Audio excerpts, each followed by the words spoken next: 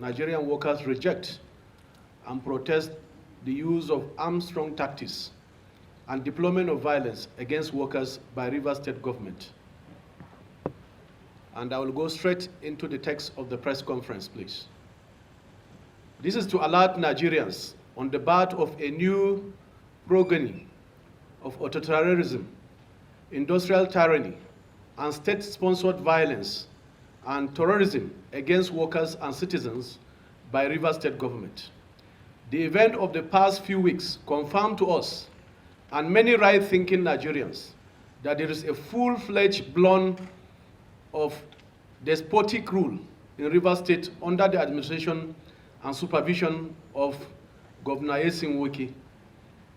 On the 2nd of February 2020, agents of the Rivers State government invaded and sealed the Nigerian Labour Congress Rivers State Council Secretariat at D-Line, Port Har-court. The premises for the forced takeover was that the government claimed it wanted to do a structural integrity test on the building. This same building was only recently constructed and commissioned by the Rivers State government. The Rivers State government only realized that the building it built and commissioned needed structural tests. Immediately, workers started making strides, demanding for their rightful entitlement to salary adjustment based on the new minimum wage, release of withheld salaries, promotion, payment of arrears of own pensions, non-payment of gratuity, and withheld of statutory deduction of workers' check-off dues. Not done with the sealing of the NLC Rivers State Secretariat, hoodlums suspected to be sponsored by the state government invaded the sealed NLC Rivers State Council Secretariat. On the night of Tuesday, 21st July 2020, equipment and installation worth millions of naira were vandalized. Till today, no single arrest have been made. A few weeks ago, the chairperson of the Judicial Staff Union, JUSUN, Rivers State Council, Comrade Anthony Wachuku, was abducted, taken to the Rivers State Government House, Port Har-court, where he was detained for 3 days and later charged to a magistrate court on trumped charges of criminal charges. While he was still being prosecuted and was on bail, he was then also kidnapped. Until date, not seen. The campaign of terror against workers in Rivers State took a very dangerous dimension few days ago, and precisely on the 27th of August, 2020, during a meeting of the NLC Rivers State Executive Council meeting at the Secretariat of Medical and Health Workers Union of Nigeria, situated on Road 9, Pipeline, Rumogohu, Port Har-court, held there owing to the sealing of the usual venue, which is the NLC State Secretariat. The attack by hundreds of armed hoodlums was led by a man who identified himself as the councillor of Ward 7, Obiao Akpo local government area, who said he was acting on orders from above. Given the clear intention of the mob to injure, maim, and kill many of our members, our workers had to take their heel towards abandoning the meeting. Currently, all labor leaders in Port Har-court are operating from under.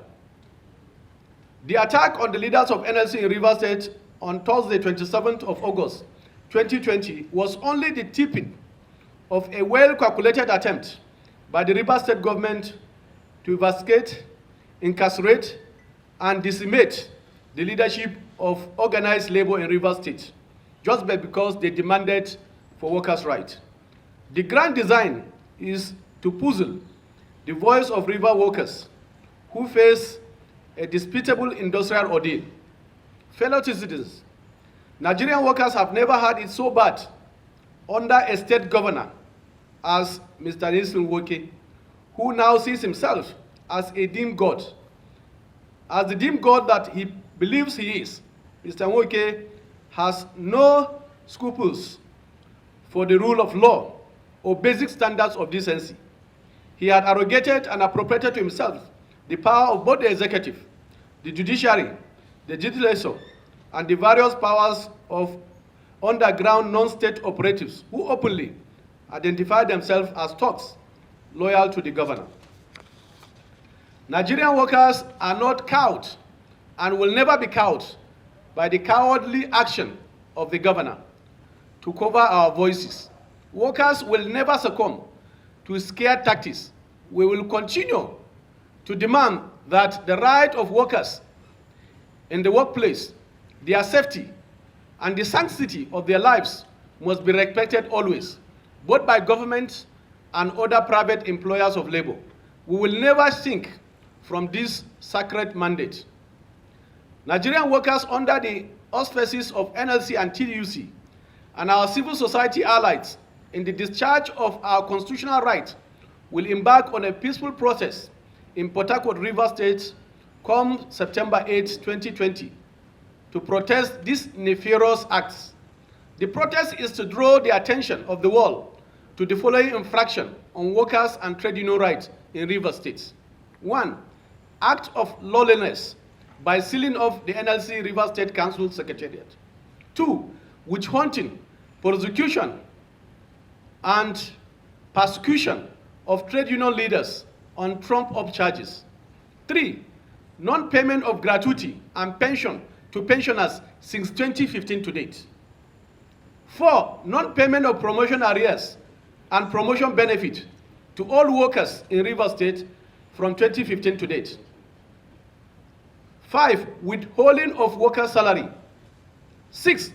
Refusal to negotiate with workers' organization on salary adjustment consequent upon the new national minimum wage. Since the enactment of the new national minimum wage of 30,000, there have been no collective bargaining agreement and enabling circular for the implementation of new national minimum wage in River State. The state government had also refused to conclude negotiation on consequential adjustment of salary with workers in River State and has also excluded all tertiary institutions in the state from benefiting from any consequential adjustment. Clearly speaking, this is not about paucity of resources. It's about lack of political will and also lack of will to continue to recognize the central role being played by workers. 7, use of thugs, especially hired thugs. The River State government deployed hired thugs to attack workers, both individually and as a group. The attack of trade union leaders and violent disruption of River State Council Executive Council meeting on the 27th of August 2020 was only an icing of the cake of Wike's malfeasance. 8, refusal to remit statutory check of dues to trade unions. By refusing to remit statutory check of dues to unions and labor centers, the River State government is projecting an overt agenda of suffocating trade unions in River State to death in clear violation of Section 17 of the Trade Union Act. Fellow Nigerians, after next week's protest, Governor Wike continued to hold labor in contempt and failed to redress our concern. We will be left with no other option than to ground every socio-economic activity in River State until the state governor does the needful. And already all our unions, both in public and private, from electricity workers to petroleum workers, both senior staff and junior staff, that is Nupeng and Pangasan, construction workers, health workers, all workers from different facets of life in both public and private are already mobilized and they are ready actually to carry out this action. We are aware that he has boasted that he can procure any court order or judgment in his favor. But we still believe, even in the judiciary, we have still men and women to hold him accountable and bring him to justice, even after expiration of his current terms of office. Should any slightest harm come any way of any worker during the course of the protest, already also, as required by law, we have informed all security agencies, because the law requires that we just inform them. We don't need any permission to guarantee our right under the Constitution and our right also as guaranteed under the UN Charter for Human and People Rights and also the AU Charter on Human and People Rights. to protest over bad policies of government. Therefore, I will continue to implore the media to actually inform the public about what is happening to our workers in Rivers. In fact, under military rule, we have not seen this type of attack. That for demanding for your rights, you will be attacked, abducted to government house. Have government house now turned to detention center? That's the question we need to ask. Government house cannot be a detention center. And certainly it's really a shame that in this democratic dispensation, our leaders still behave as if they are emperors. We must condemn all of this, and we must assert our authority as citizens, and we must assert our liberties. So, gentlemen and ladies of the press, we have so many issues to take up, but we thought for now this is a clear priority. And because it's a decision of our Central Working Committee, we thought that we should inform the world, because we are also aware that he has deployed resources even to silence the voice of the press. But we cannot be silenced, and that's why we have chosen actually to be there live and direct, and to tell the world that he is not what he preaches that he is in the context of workers' welfare. Because how do you imagine states that are even less endowed are paying the minimum wage and paying gratuity of workers? But yet, states like Rivers, that is highly endowed, cannot actually pay the benefit of its workers. And yet the workers are not allowed to cry. The workers, their mouths are tied, and they are being harassed and attacked on a daily basis. Certainly this is not the type of democracy all of us have actually vied for. And therefore that is why we thought that this is so important and fundamental to the survival of every worker, because workers have to be alive even to continue to make sure that we support the endeavors that all of us are yearning for. So once again, gentlemen and ladies of the press, I want to thank you immensely. And before I conclude, I think we have already issued a well-captured statement on the twin issue of the increase of petroleum price to 162 yesterday.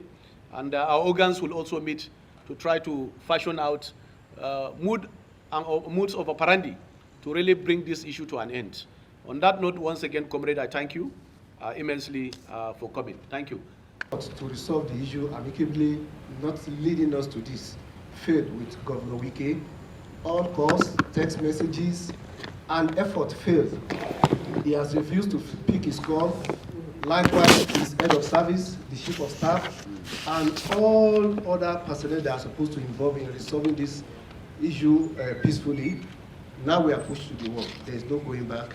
The struggle continues, and nobody can defeat Nigerian workers, not even workers all over the world. So we are together, we are united, and we don't want Governor Wike to be a bad example to others. This will become an epidemic that every other governors around the world will continue to employ. So we have to stop it now. Solidarity forever.